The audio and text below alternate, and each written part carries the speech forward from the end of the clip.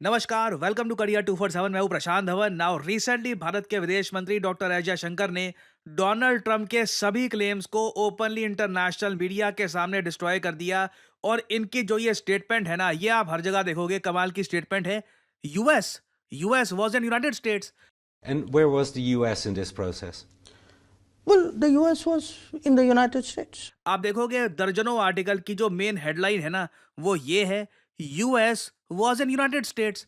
अब एक बार को यहाँ पे आप पढ़ोगे, ये तो बेसिक बात है ना, यूएसए में इंडिया, इंडिया में है, मगर व्हाट डज इट मीन? यहाँ पे कॉन्टेक्स्ट आपको समझना होगा। जो ट्रंप का मीडिएशन का क्लेम था कि भारत पाकिस्तान देखिए न्यूक्लियर वॉर करने वाले थे और मैंने यहाँ पे आके रोक दिया ना। यहाँ पे ना बहुत ही इंपॉर्टेंट एक स्टेटमेंट दी है जयशंकर साहब ने कि यूएसए कहीं पर मीडिएशन करवाने के लिए नहीं आया, यूएसए बीच में नहीं आ गया। यूएसए जहां पर है, यूनाइटेड स्टेट्स ऑफ अमेरिका में, वहीं पर रहा। पाकिस्तान के लोग हमारे पास आए कि सीज फायर कर लो, अब बर्दाश्त नहीं हो रहा। उसके बाद हमने सीज फायर भी नहीं, ऑपरेशन सिंदूर को पॉज किया है। अभी भी ऑपरेशन सिंदूर खत्म नहीं हुआ है। और ये स्टेटमेंट आप देखोगे ना, ये क्लियरली डोनाल्ड ट्रंप की सभी स्टेटमेंट्स को डिस्ट्रॉय कर देती है कि जी यूएसए ने बहुत भूमिका निभाई थी, ट्रंप ने बड़ी वॉर रुकवा दी। और ट्रंप के जो भी आज के समय मीडिया पर्सन है यूएसए में, वो कह रहे हैं कि जी डोनाल्ड ट्रंप ने ट्रेड की धमकी दे दी भारत को और उसके बाद वॉर रुकवा दी। Everything has been neutralised. और आने वाले समय में आप देखोगे इस तरीके से भारत काफी बार डोनाल्ड ट्रंप की स्टेटमेंट्स का प्रॉपर जवाब देगा, क्योंकि एक बात पूरी दुनिया अब नोटिस कर पा रही है, डोनाल्ड ट्रंप अपनी सेकंड टर्म में ना अनकंट्रोलेबल हो चुके हैं, कुछ भी बोल रहे हैं। किसी वर्ल्ड लीडर को बुलाकर काफी बार उसको ह्यूमिलिएट कर देंगे। जो भारत ने लंबे समय से कोशिश करी है कि इंडिया पाकिस्तान को डिहाइफनेट किया जाए, कश्मीर के इशू को लेकर कोई मीडिएशन नहीं होगी, उस पर ट्रंप कमेंट करते रहेंगे। तो अब देखो डोनाल्ड ट्रंप को इसी तरीके का जवाब मिलेगा। और इसलिए आप देख रहे हैं इंडियन मीडिया भी ओपनली कह रहा है, Jaishankar shuts down Donald Trump's India Pakistan mediation claim. और एक इंटरेस्टिंग बात यहां पर यह है कि अब यूएसए में कई आवाजें उठ रही है जो ओपनली कह रही हैं कि डोनाल्ड ट्रंप गलत तरीके से क्लेम लेने की कोशिश कर रहे हैं। नाउ अगेन आपको यहां पर यह बात समझनी होगी, ये बात तो काफी हद तक प्रूवन है, इस बात को लेकर कोई डिस्प्यूट नहीं है कि जेडी वैंस ने पीएम मोदी से बात करी थी, कुछ एक इमरजेंसी कॉल आई थी। ये बात तो वेल डॉक्यूमेंटेड है, ये यूएसए के रिकॉर्ड्स में है। जेडी वैंस ने, मार्को रूबियो ने इसके बारे में काफी बात भी करी है कि अचानक से इंडिया ने जब एयर बेसिस पे अटैक किया था, कुछ एक इवेंट हो गया था जिसको लेकर जेडी वैंस ने इमरजेंसी कॉल करी ना। क्या हम ये कह दे कि जी यूएसए ने सीज फायर करवा दिया कुछ, और उसके बाद यूएस ये भी क्लेम कर रहा था किसी थर्ड पार्टी कंट्री में इंडिया पाकिस्तान मिलेंगे, ऐसा कुछ वगैरह। इंडिया ने ये सारी बातें रिजेक्ट कर दी है। क्या यूएस थोड़ा बहुत इन्वॉल्व था? जी हाँ, फोन्स आए थे यूएसए से, ठीक है, कि मार्को रूबियो और ये जेडी वैंस वगैरह ये सब इन्वॉल्व थे। ट्रंप ने भी बोला कि सारी रात हम यहाँ पे जागते रहे, मगर ट्रंप ने कोई सीज फायर नहीं करवाया, दोनों को बिठा करके दोनों शांत हो जाओ। इंडिया ने बस अपनी शर्तों पर ये ऑपरेशन पॉज किया। और इंटरेस्टिंग बात यह है कि रिसेंटली जॉन बोल्टन, जो यूएसए के फॉर्मर नेशनल सिक्योरिटी एडवाइजर रह चुके हैं, इन्होंने भी ये बात कंफर्म करी कि देखो ऐसा नहीं है कि डोनाल्ड ट्रंप इंडिया का इंटरेस्ट हर्ट करना चाहते हैं, डोनाल्ड ट्रंप एंटी इंडिया हो गए हैं। Trump is just being Trump.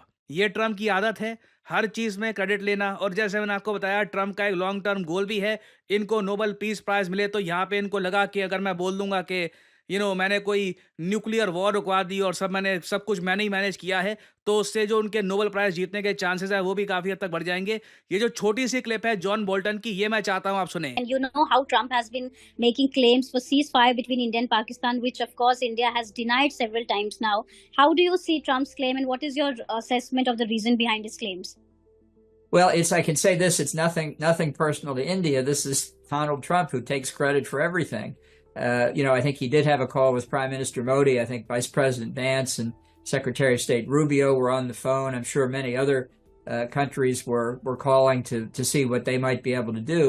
And it's typical Trump that he would jump in before everybody else and take credit. So it may be irritating, probably is irritating to many people, but it's nothing that's intended to be a step against India. It's just Trump being Trump.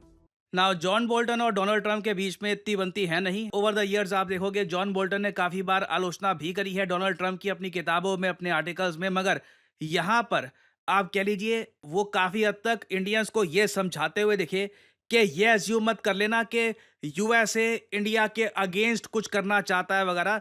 बस Trump credit लेना चाहते हैं, वो चाहते हैं कि दुनिया में उनकी इमेज चमक जाए। बट क्वेश्चन ये आता है, क्या डोनाल्ड ट्रंप को इमेज चमकानी चाहिए एट आर एक्सपेंस? पाकिस्तानियों को यह कहने का मौका क्यों मिले कि जी डोनाल्ड ट्रंप ने आकर सीज फायर करवाया, जबकि यूएसए की एट मैक्स इन्वॉल्वमेंट थी। यूएसए ने ऑब्वियसली इंडिया को कुछ बताया है कि कुछ ज्यादा ही मार दिया आपने पाकिस्तान को। उसके बाद डिसीजन हमने लिया है कि ओके अभी के लिए राउंड 1 इज ओवर, राउंड 2 बाद में स्टार्ट करेंगे। तो अब जो डॉक्टर एस जयशंकर की स्टेटमेंट आई है, और अगेन ये स्टेटमेंट यूरोप में आई है। डॉक्टर एस जयशंकर आज के समय 3 कंट्रीज का टूर कर रहे हैं। ये 3 देश है, नेदरलैंड्स, डेनमार्क और ऑब्वियसली यहाँ पर जर्मनी। जर्मनी को जैसे आप लोग जानते हैं समझाने की काफी आवश्यकता है कि भारत का स्टांस क्या है टेररिज्म को लेकर। तो जर्मन एमपीज के सामने डॉक्टर एस जयशंकर ने भारत का जो स्टैंड है आतंकवाद को लेकर ये बताया है। और यूरोपियन मीडिया में वेरियस इंटरव्यूज के जरिए भारत के विदेश मंत्री इंडिया का स्टांस क्लियर कर रहे हैं कि ऑपरेशन सिंदूर क्यों किया गया और पाकिस्तान आज के समय क्या कर रहा है। और ये जो छोटी सी क्लिप है 27 सेकंड की, ये बहुत इंपॉर्टेंट है। यहाँ पर डॉक्टर एस जयशंकर कंफर्म कर रहे हैं कि यूएसए का फोन कॉल आया था, मगर हमने यूएस समेत सबको बता दिया अगर पाकिस्तानियों को चाहिए कि अभी हम एक्शन रोके तो उनके जनरल्स को हमें कॉल करना होगा। ये आप सुनिए। The cessation of firing and military action was something which was negotiated directly between India and Pakistan. We made one thing very clear to everybody who spoke to us, not just United States, but to everybody, saying, look, if the Pakistanis want to stop firing, they need to tell us. We need to hear it from them. Their general has to call up our general and say this. And that is what happened. And that is what happened. Pakistani general ने Indian general को phone किया। उसके बाद अभी decide किया गया कि operation सिंदूर को पॉज किया जाएगा। नाउ अगेन ऑपरेशन सिंदूर को अभी के लिए रोकना सही डिसीजन था नहीं था ये आपके ऊपर है। एक बार को आप कह सकते हैं मारते रहते रोकने की क्या जरूरत थी। बट अगेन मैं फिर से बोलूंगा, we still don't know the full story. एक बार को आप कह सकते हैं it doesn't really make sense कि अचानक से यूएसए का भी फोन आता है, पाकिस्तान का भी फोन आता है और फिर सडनली इंडिया जो एयर बेसिस को डिस्ट्रॉय कर रहा था पाकिस्तान का कोई भी मिसाइल इंडिया को कुछ डैमेज नहीं कर पाया। This is all again very much proven. Suddenly ऐसा क्या हमको पता लग गया कि कुछ यहाँ पे हो रहा है। और फिर हम ये भी देखते हैं कि यूएसए की तरफ से जो इनका न्यूक्लियर कंटामिनेशन कंट्रोल करने वाला प्लेन है ये जाता है पाकिस्तान में। इजिप्ट की तरफ से प्लेन्स आ रहे हैं। अभी भी जो एक्चुअल कहानी हुई है पाकिस्तान में ये सामने आने में टाइम लगेगा। बट इंडिया ने यहां पर यह बात क्लियर कर दी है कि डोनाल्ड ट्रंप को अगर वर्ल्ड फेम चाहिए तो हमारे एक्सपेंस पर नहीं होगी। और फ्यूचर में भी हो सकता है कि भारत पाकिस्तान पर और स्ट्राइक्स करे। यह बात जयशंकर साहब ने क्लियर कर दी है। If the terrorist are in Pakistan we will hit them where they are. This is a very important statement. Put whatever word you want, but I can tell you the message is clear and the message is act. कि हम लोग action करेंगे जब मान लो अगर फिर से हमको लगता है कि एक्शन करने की आवश्यकता है, उस केस में बिल्कुल पाकिस्तान पर हम फिर से स्ट्राइक शुरू कर देंगे। So again this is a very hard hitting interview और ऐसे लगातार ऐसे इंटरव्यूज यूरोप में दिए जा रहे हैं। मैं वेट कर रहा हूँ ये यूएस जब पहुंचेंगे इवेंचुअली, इंडिया के एमपीज, इंडिया की टीम जब यूएस पहुंचेगी तब सीएनएन, फॉक्स न्यूज के सामने बहुत ज्यादा एक्सप्लोसिव और इंटरेस्टिंग इंटरव्यू सामने आने वाले हैं। और अभी तो देखिए आने वाले समय में काफी बार हम यूएस को काउंटर करते हुए दिखेंगे। ना सिर्फ यूएस को, पाकिस्तान को भी एक्सपोज करते हुए दिखेंगे। जो पाकिस्तान का 40 साल का ये लगातार टेररिज्म एक्सपोर्ट करने का जो इनका एक राह है प्रोजेक्ट, इसको India, European media, American media, दुनिया भर के मीडिया के सामने एक्सपोज करेगा। इसमें ऑब्वियसली शशि थरूर, ओवैसी, बहुत सारे और हमारे MPs from various political parties, ruling party, opposition party, सब लोग यहाँ पर क्रिटिकल रोल निभाने वाले हैं। और फाइनली यहाँ पे आप लोगों से मैं एक सवाल पूछूंगा जिसका आंसर आप सब लोग कर सकते हैं कमेंट सेक्शन में। रिसेंटली भारत के इतिहास में वो पहला राज्य कौन सा बना है जो एक फुल्ली लिटरेट स्टेट बन चुका है? ये है यहाँ पे आपकी ऑप्शंस, मिजोरम, आसाम, उत्तराखंड या फिर केरला। कमेंट सेक्शन में करिए उत्तर। जो लोग देंगे सही आंसर उनकी कमेंट को मैं दे दूंगा हार्ट, ताकि बाकी लोग समझ पाएं कि सही उत्तर क्या है। देखिए करियर 247 मतलब जॉब अपॉर्चुनिटीज। ऑलरेडी आपने देखा होगा कि हमारे एक्सिस बैंक प्रोग्राम के अंडर कई लोगों को ऑफर लेटर प्राप्त हो चुका है एक्सिस बैंक डेप्यूटी मैनेजर की पोस्ट के लिए। और अब पहली बार करियर 247 आपके लिए लेके आया है हमारा flagship data science course with generative AI. आज के समय मार्केट में कोई भी कंपनी ऐसा कोर्स ऑफर नहीं कर रही जहां पे आपको मिलती है लाइव क्लासेस।